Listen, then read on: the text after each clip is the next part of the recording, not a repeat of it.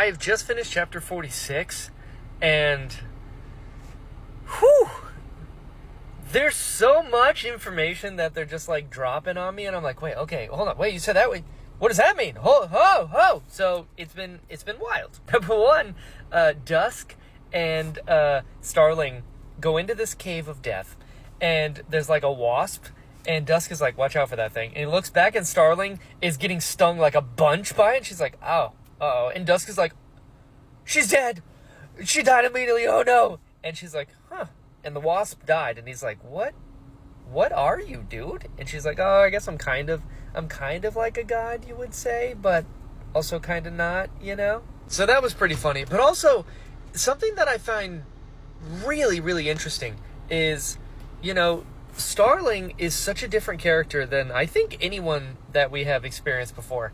And what's cool is, I don't think we've ever met a character who, like, looks up to and admires Hoid. So, I don't know, it's just it's really interesting, especially in all these secret projects, to go from the Sunlit Man, which I don't remember where he was in that, now that I'm thinking about it. But then, you know, in Yumi and the Nightmare Painter, he's a coat rack, and in Trust in the Emerald Sea, he's like an idiot. So, to go from those two to this, where he's like, I mean, the Sleepless, Chrysalis straight up called Hoid a god. So, huh. And then also on top of that, Starling's uncle said that Hoid is greater than the dragons? Okay.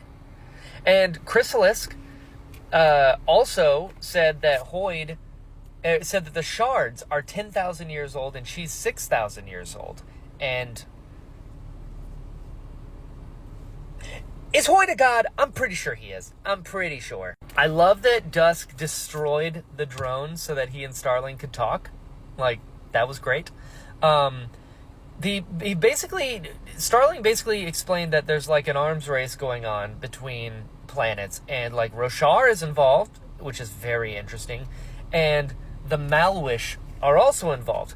And I have mentally coped by saying it's not Scadrians, it's specifically the Malwish. It's not my friends. It's Alex people. And I can live with them. I can live with them, you know, becoming a fascist government of terrible people. I can sleep at night knowing it's not my friends in Elendel. You know what I mean? She was like, yeah, they're in this arms race. So, like, your planet with those birds, really, really tempting. Because the birds allow people to have powers.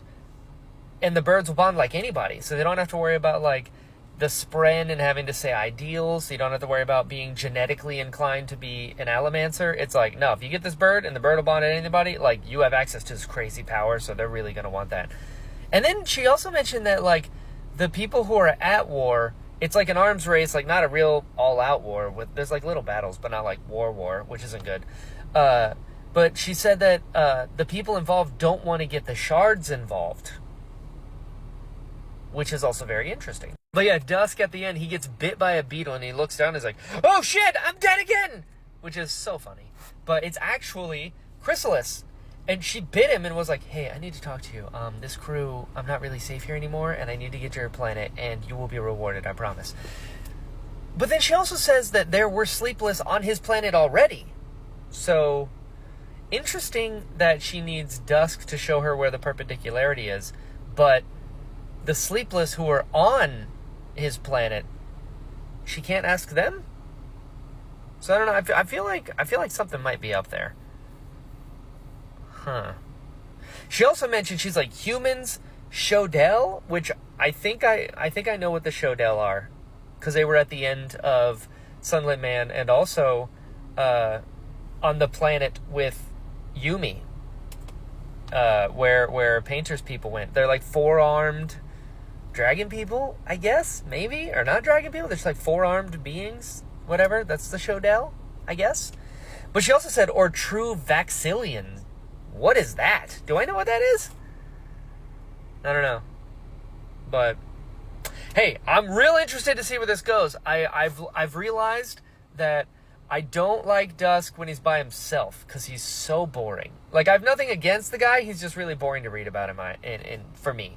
But when he's with Starling, who I find incredibly fascinating, when they're together, I like Dusk much better. And, contrary to what you may think, because, I make videos on here, I also don't really say anything unless I have something to say. Like in real life, I'm very, I can relate to that, where like, you don't have to always be talking.